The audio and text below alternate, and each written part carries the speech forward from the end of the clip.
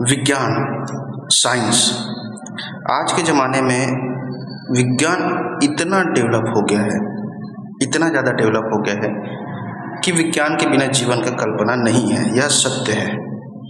लेकिन कुछ ऐसी चीज़ें हैं जहाँ पे विज्ञान भी दम तोड़ देता है, हार जाता है, झुक जाता है। अर्थात व्यक्ति के अंदर जो जीवन चल रहा है, जो श्वास ले रहा है, जो ऊर्जा है, उसके निकलने के बाद उसे वह वापस नहीं ला सकता।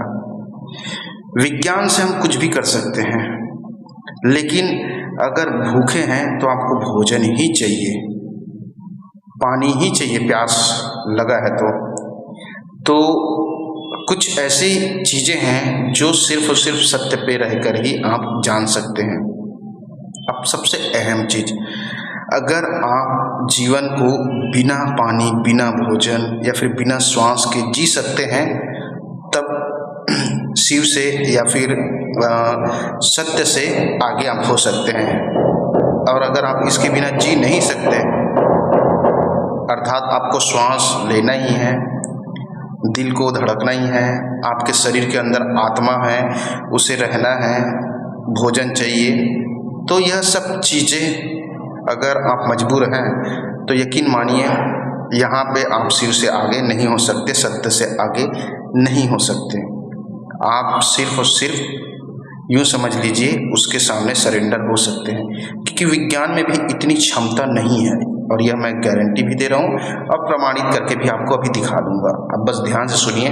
कोई व्यक्ति मर जाता है या फिर जिसका शरीर है वह आत्मा जो है अपने शरीर को छोड़ देता है, तो वहाँ पे विज्ञान ने अभी तक बहुत से प्रैक्टिकल प्रयोग भी किए हैं, कोशिश भी किए हैं कि किसी तरह से व्यक्ति को उसको वापस शरीर में जीवित कर दिया जाए। लेकिन जीवन आप विज्ञान या फिर टेक्नोलॉजी के माध्यम से करेंगे तो संभव नहीं है।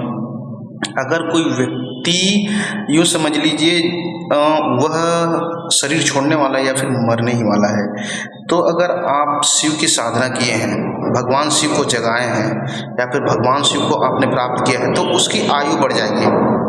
अर्थात किसी व्यक्ति की मृत्यु आज लिखी है रात्रि में 8 बजे, यह अनिवार्य होना ही है। लेकिन अगर वहाँ पे भगवान शिव का आशीर्वाद है, सत्य की कृपा है, तो उसकी आयु 5 साल, 10 साल, 50 साल भी बढ़ सकती है।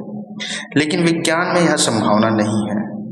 आप विज्ञान से ऐसा नहीं है कि विज्ञान आपके विरुद्ध है या फिर वर्सेस हैं, लेकिन कुछ चीज़ें ऐसी हैं जहाँ पे विज्ञान से ऊपर सिर्फ और सिर्फ शिव ही है, सत्य ही है।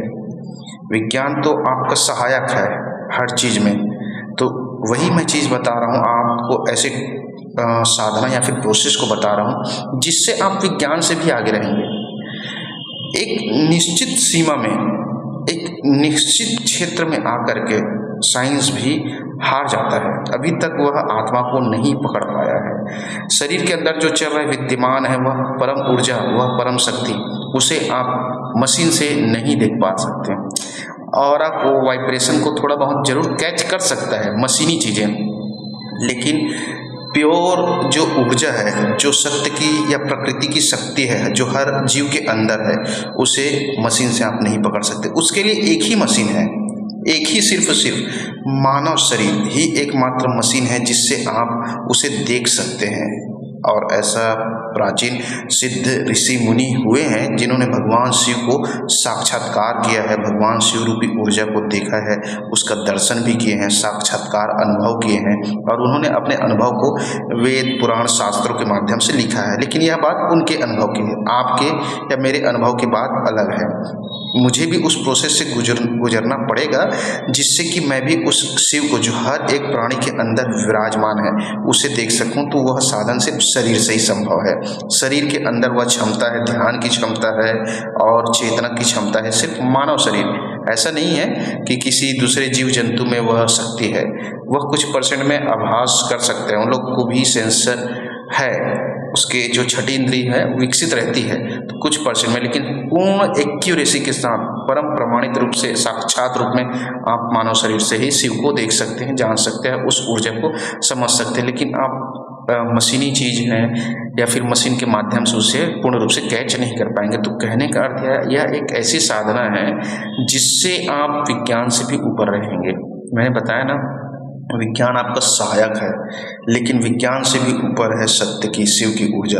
अगर आपके शरीर में वह आत्मा ही नहीं रहेगा, ऊर्जा ही नहीं रहेगा, विज्ञान भी कुछ नहीं कर सकता। भले ही आपके शरीर को 500 साल 100 साल के लिए वह फ्रीज में रख सकता है, लेकिन उससे भी कुछ नहीं होने वाला। एक बार शिव निकल गया तो वापस उस शरीर में नहीं आएगा। उसको रोके रखने के लिए उस शरीर के अंदर शिव कैसे रहेगा, उससे ज्ञान या फिर उसकी जो विद्या है वह गोपनीय होती है। उसे जानेंगे तो ही वह शरीर आपके पास रहेगा, अन्यथा वह शरीर छूट जाएगा। और शरीर भी जब तक शिव है तभी तक ठीक है, वरना शरीर 24 घंटे में सड़ने लग जाता है। तो ये परम साधना ही अनिवार्य साधना है, शिव की साधना।